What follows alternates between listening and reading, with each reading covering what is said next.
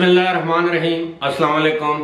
अबरार रशीद आपकी खिदमत में एक मरतबा फिर हाजिर है और मेरी आपसे दरख्वास्त है कि अगर अभी तक आपने इस चैनल को सब्सक्राइब नहीं किया तो इसे सब्सक्राइब कर लें। जो बेल आइकन है उसको ज़रूर प्रेस कीजिएगा। आपका बहुत बहुत शुक्रिया। मौलाना तारिक जमील का नाम आप सब ने सुन रखा है और मौलाना तारिक जमील की अब वजह शोहरत सिर्फ एक मुबल्लिग के तौर पर नहीं, एक आलिम दीन के तौर पर नहीं, बल्कि एक समाजी शख्सियत जिसे आप ये कहें कि जो कि सोशलाइजिंग के लिए काफ़ी ज़्यादा शोहरत रखते हैं। मुल्क भर की जो एलीट क्लास जिसे हम कहते हैं, अशराफिया, इसके अलावा सियासतदानों के साथ उनके ताल्लुकात हैं, जजेस के साथ उनके ताल्लुकात हैं, जर्नैलों के साथ उनके ताल्लुकात हैं, शोबिज़ की मुख्तलिफ शख्सियात के साथ उनके ज़ाती मरासिम हैं। ख़ास तौर पर जो ख़वातीन की जो महाफिल होती हैं, महफिल होती है, जो मजलिस होती है, वहाँ पर मौलाना तारिक जमील अपने आप को काफ़ी खुश और खुर्म महसूस करते हैं। मैं मौलाना तारिक जमील के किरदार पर कोई बात नहीं करना चाहता, ना कर सकता हूँ। अलबत्ता मौलाना तारिक जमील काफ़ी अरसे से एक मुतनाज़ा शख्सियत के तौर पर सामने आए हैं और इस हवाले से वो अपनी दुआया तकारीब के लिए काफ़ी शोहरत रखते हैं। जिस तरह शिया ज़ाकिर साहिबान 9वीं और 10वीं मुहर्रम को अपने शिया लोगों को रुलाना अपना फ़र्ज़ अव्वलीन समझते हैं और इसी के उनको पैसे दिए जाते हैं, इसी तरह मौलाना तारिक जमील भी अक्सर और बेशतर दुआया तकारीब में ख़ुद भी रोते हैं, दूसरों को भी रुलाते हैं। लेकिन मौलाना तारिक जमील पर मारूफ अपने वक्त की super duper model Ayaan Khan ने जो इल्ज़ामात लगाए हैं, जिस किस्म की आप ये समझ लीजिए कि उनको एक्सपोज किया है, जिस किस्म के इल्ज़ामात के साथ साथ उन्होंने दुख का इजहार किया है और किस तरह मौलाना तारिक जमील ने मॉडल अयान अली को अपनी PR के लिए इस्तेमाल किया। उन्होंने अपने ट्वीट्स में एक पूरी सीरीज़ है, उन्होंने अयान अली ने ये भी लिखा कि किस तरह तबलीगी जमात की जो मरकज़ी मजलिस शुरा है उसमें से मौलाना तारिक जमील को क्यों निकाला गया। और आपने देखा है कि मौलाना तारिक जमील हमेशा उस महफिल में खुश होते हैं जहां मखलूत महफिल हो, जहां पर आपने माजी में ये भी देखा होगा कि बहुत सी अदाकाराएँ हैं, गुलकाराएँ हैं जिनके साथ मौलाना तारिक जमील का काफ़ी मेल जोल रहा। उन अदाकाराओं या गुलकाराओं को कोई शोहरत या दवाम मिला या नहीं मिला, लेकिन मौलाना तारिक जमील इस हवाले से काफ़ी अरसा खबरों में रहे। अब मैं बात कर रहा था अयान अली, मॉडल अयान अली। ये वही मॉडल है। आपको याद होगा कि नवाज शरीफ के दौरे हुकूमत में इन पर इल्ज़ाम था कि ये $5 लाख मुल्क से बाहर स्मगल कर रही थी, रंगे हाथों पकड़ी गई।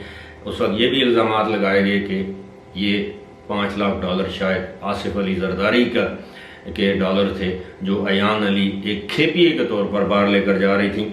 ये इल्ज़ामात बहरहाल साबित बाद में नहीं हुआ। पता ये चला कि उन्होंने कोई अपना अपार्टमेंट या फ्लैट भेजा था जिसकी रकम वो बाहर लेकर जा रही थी, गैर कानूनी तरीके से लेकर जा रही थी। लेकिन अयान अली ने ऐसे होशरुबा चश्म कुशा इल्ज़ामात आयद किए हैं मौलाना तारिक जमील पर और काफ़ी दिन गुजर जाने के बाद भी मौलाना तारिक जमील की जानिब से ना इन इल्ज़ामात की तरदीद की गई है, ना मॉडल अयान अली के ख़िलाफ़ किसी अदालत में किसी भी कानूनी चारा जोई की कोई बात की गई है।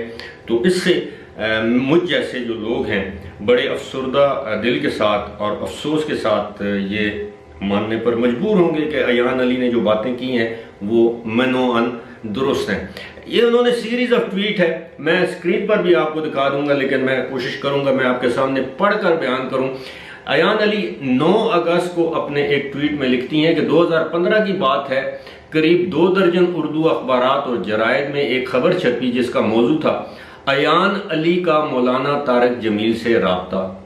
ये खबर क्या थी? अलफ लैला की एक दास्तान थी जो एक सुपर मॉडल का एक मौलाना के हाथ पर तायब होना और रोना धोना बयान करती थी। आइए आज इस किस्से की हकीकत जानिए। ये अयान अली इस किस्से की अब हकीकत बयान कर रही हैं। ये एक्सप्रेस अखबार ने उस दिन ये खबर, ये सुर्खी लगाई कि अयान अली का शोबिज़ छोड़कर मजहब से रुजू करने का फैसला, मौलाना तारिक जमील से राब्ता। अब अपने दूसरे ट्वीट में वो लिखती हैं, ये बड़ी मैं बताएं सीरीज ऑफ ट्वीट। दूसरे ट्वीट में अयान अली लिखती हैं, ये उन दिनों की बात थी जब हम लाहौर, ये अयान अली अपने आप को अक्सर ट्वीट्स में या गुफ्तगू में हम कहती हैं, तो खैर ये उन दिनों की बात थी जब हम लाहौर, कराची, इस्लामाबाद में अपने खिलाफ कायम अनगिनत जाली मुकदमात भुगत रहे थे और इस सिलसिले में तकरीबन हर रोज़ हवाई सफ़र करते थे। इन्हीं में से एक दिन हम लाहौर एयरपोर्ट पर फ्लाइट का इंतज़ार कर रहे थे कि एक नौजवान ने हमारी सिक्योरिटी से हम तक रसाई चाहिए। एक नौजवान ने उनकी सिक्योरिटी से उन तक रसाई चाहिए। ये जो नौजवान चेहरे से मजहबी रुझान का हामिल दिखाई देता था। हम खुद क्योंकि मजहब की जानब माइल हैं और दीनी लोगों का एहतराम करते हैं, लिहाजा हमने सिक्योरिटी से इस नौजवान को आगे आने देने का कहा। इस नौजवान ने फौरन खुद का तारुफ मौलाना तारिक जमील के करीबी शख्स के तौर पर करवाया।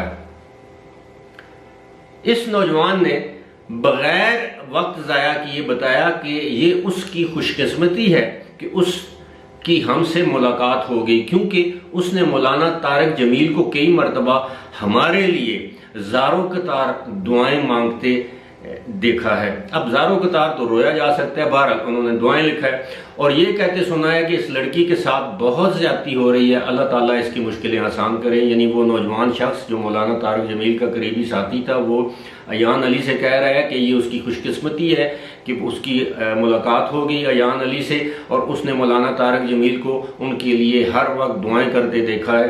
और वो कहते सुना है कि इस अयान के साथ बहुत ज़्यादा ज़्यादती हो रही है, अल्लाह इसकी मुश्किलें आसान करे।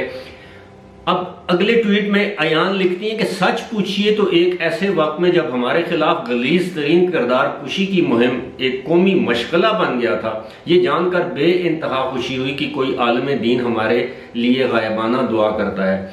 हमने उस नौजवान से कहा कि जब भी उसकी मौलाना से मुलाकात हो, वो उनका हमारी जानब से बेहद शुक्रिया अदा करे।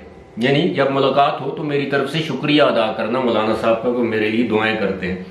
जवाबन उस नौजवान ने कहा, मौलाना इस वक्त हरमैन शरीफैन में है और अगर हम चाहें तो वो हमारी उनसे फ़ोन पर बात करवा सकता है ताकि हम खुद उनका शुक्रिया अदा करें और अपने लिए दुआ का कहें। मजहबी जज्बात से मगलूब हमने हामी भर ली। उस नौजवान ने कोई नंबर मिलाया मगर वो अटेंड ना हुआ।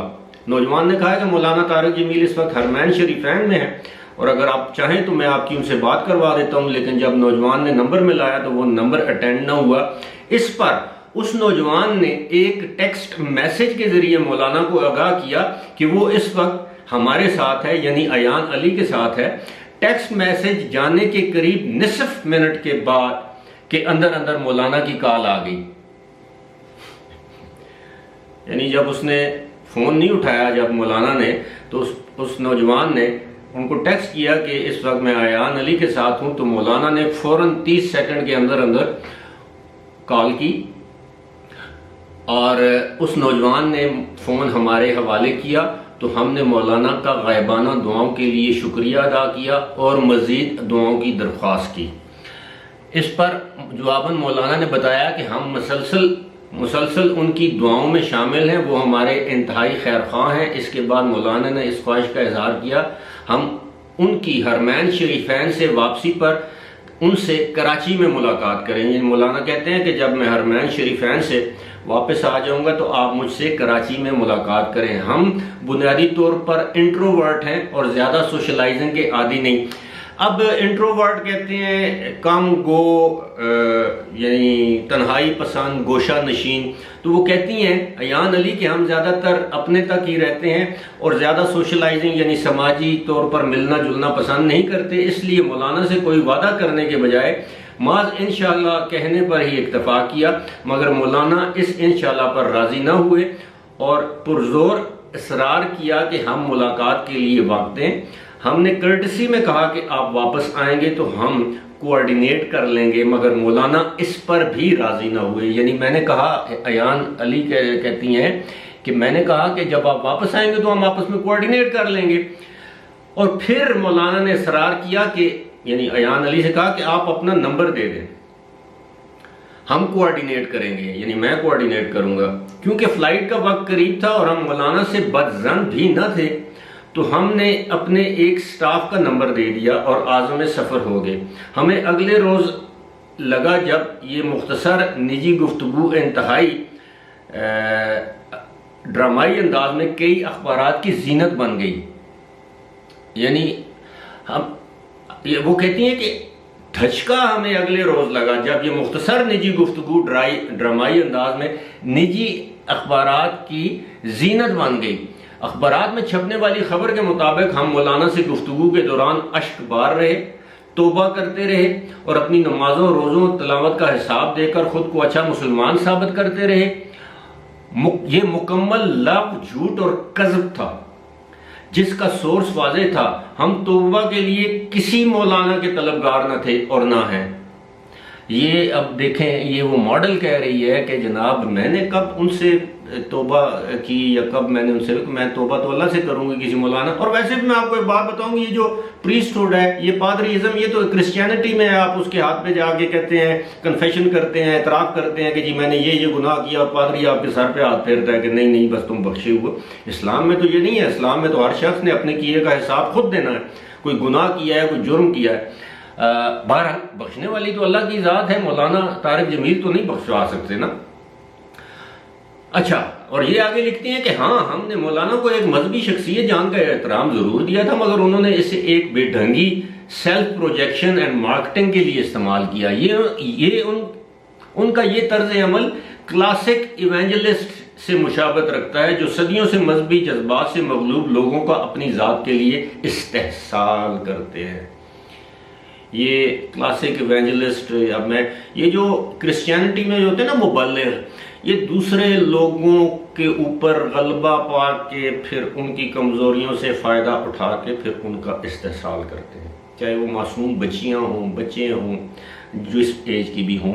ये दुनिया की तारीख इस किस्म की वारदातों से भरी पड़ी है।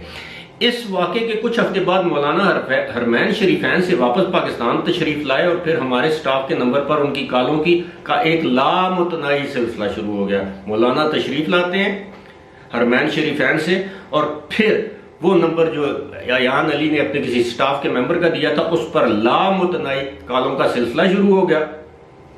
क्योंकि तब तक हम मौलाना से बदजन हो चुके थे, लिहाजा कुछ अरसा टाल मटोल की और फिर मजबूरन उनका नंबर ब्लॉक करना पड़ा। अब अंदाज़ा कीजिए कि एक मॉडल शोबे से ताल्लुक़ रखने वाली एक लड़की या खातून मौलाना पर क्या इल्ज़ाम लगा रही है कि जनाब मौलाना पीछे ही पड़ गए, फरेफ्ता हो गए, निछावर हो गए, फिदा हो गए, लट्टू हो गए, और बिल आखिर इस खातून को उनका नंबर ब्लॉक करना पड़ा।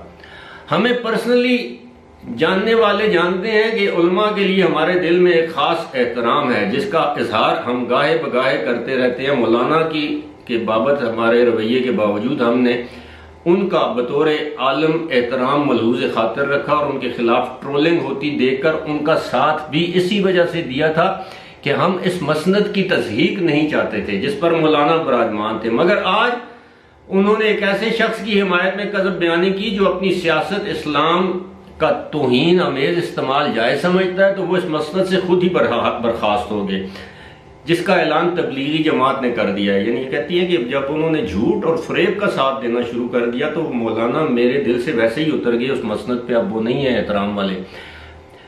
और फिर ये कहते हैं कि ये आखिर में कहती हैं कि अब ये आखिरी ट्वीट उनकी बहुत ही काबिल गौर है। अब मौलाना की कर्म फरमाइयों से कौम खुसूसन ख़वातीन को आगाह करना ज़रूरी है। अफसोस कि जब जाह, नमूद व नुमाइश और बादशाहों के कुर्ब ने एक आलम का ये अंजाम किया, शायद इसीलिए इमाम आज़म ने उलमा को इन फितनों से दूर रहने के लिए कहा। अल्लाह रब्बुल इज़्ज़त हम सबको आजमाइशों से दूर रखे, आमीन। आगे खाना काबा की तस्वीर है, ये अयान अली की बिपता कहानी आप कह लें।